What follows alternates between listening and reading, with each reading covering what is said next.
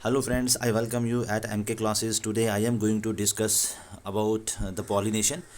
और पॉलिनेशन में एक चीज़ मैं आपको बता दूं, ऑलरेडी लास्ट ईयर जो क्वेश्चन पूछा गया था वो ये पूछा गया था कि एलिफेंट के साथ जो पॉलिनेशन होती है उसको हम क्या बोलते हैं। तो बट बिफोर मैं आपको पॉलिनेशन बताऊंगा, पॉलिनेशन होता है क्या है कि ट्रांसफ़र होना पोलन ग्रेन्स का, किसका, पोलन ग्रेन्स का, फ्रॉम एंथर टू स्टिग्मा।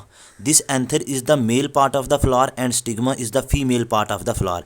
तो इस एंथर से स्टिग्मा में पोलन ग्रेन्स का ट्रांसफ़र होना that is called as pollination.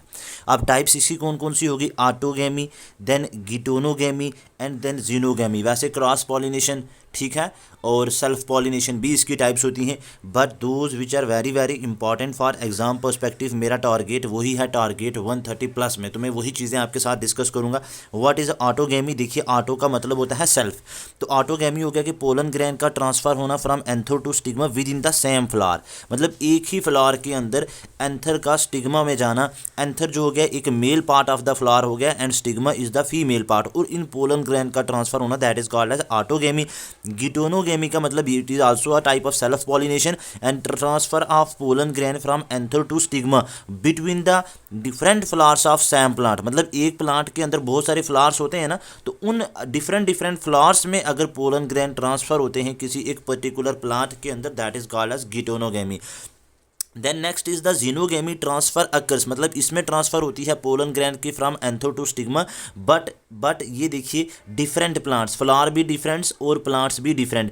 यहाँ पे आपको इसके साथ जीनोगैमी में ये याद रखिए कि डिफरेंट प्लांट हैं, गिटोनोगैमी में याद रखिए कि सेम प्लांट्स हैं, लेकिन ऑटोगैमी में same flower within the same plant. तो ऑल दिस थिंग इस बेसिस पे आपको ये चीज़ें याद रहेगी। उसके बाद जो एजेंट्स यूज़ होते हैं, जो वेरियस मीन्स के थ्रू पॉलिनेशन होती है, very very important for your exam perspective, as I am already मैं डिस्कस कर चुका हूं कि एलिफेंट लास्ट ईयर में पूछा हुआ था। तो देखिए, अगर पॉलिनेशन इंसेक्ट्स के थ्रू होती है तो उसको बोलते हैं एंटोमोफिली, और अगर बर्ड्स के थ्रू होती है तो ऑर्निथोफिली, अगर वर्टिब्रेट्स के थ्रू होती है तो जूफिली, और अगर विंड्स के थ्रू होती है तो एनीमोफिली, और अगर वाटर एज अ मतलब यूज़ किया जाता है as a pollinating agent then it is called as hydrophily, और अगर बैट को किया जाता है तो कायरोपेटिरोफिली, स्नेक को किया जाता है तो ओफियोफिली, एलिफेंट को किया जाता है तो एलिफोफिली, एंड स्नेल्स एंड स्लग को किया जाता है तो then मेलाकोफिली, snails and slugs then it is called as malacophily. All these points are very very important for your exam perspective. इनका आप स्क्रीनशॉट ले लीजिए या फिर आप क्या करिए कि इनको नोट डाउन कीजिए और इनको बीच बीच में आप देखते रहिए, ठीक है। इससे आपको काफ़ी ज़्यादा हेल्प होगी आपको एग्जाम में।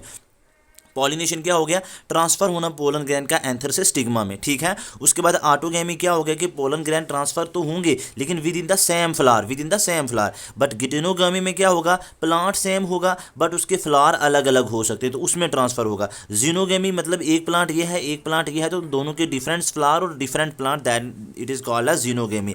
और if pollination occurs through insects then it is called as entomophily, through birds ornitho, vertebrates zoophily, winds anemophily, water hydrophily, bat chiropterophily, snake ophiophily, elephants elephophily and snails and slug malacophily. तो मैं और भी बहुत सारी चीज़ें आपके साथ ऐसे जो प्रीलिम पर्सपेक्टिव से इंपॉर्टेंट हैं मैं आपके सामने लेके आऊँगा। तो आई होप कि आप इन चीज़ों को डेली बेसिस पे देखते जाइए, जब भी आपका फ्री टाइम होता है आप इन चीज़ों को देखिए और इन चीज़ों को बार बार पढ़िए, ताकि अगर इनमें से कोई क्वेश्चन आए तो वो क्वेश्चन आपका गलत नहीं होना चाहिए। और मेरा एजेंडा, मेरा पर्पज़, मेरा टारगेट यही है कि आपके क्वेश्चन, आपके जो मार्क्स हैं वो 130 प्लस रहें। तो उसके लिए आपको थोड़े सारे जो है अदर बच्चों के कंपैरिजन में, अदर एस्पिरेंट्स के कंपैरिजन में आपको एफर्ट्स ज़्यादा डालने हैं। तो थैंक यू सो मच।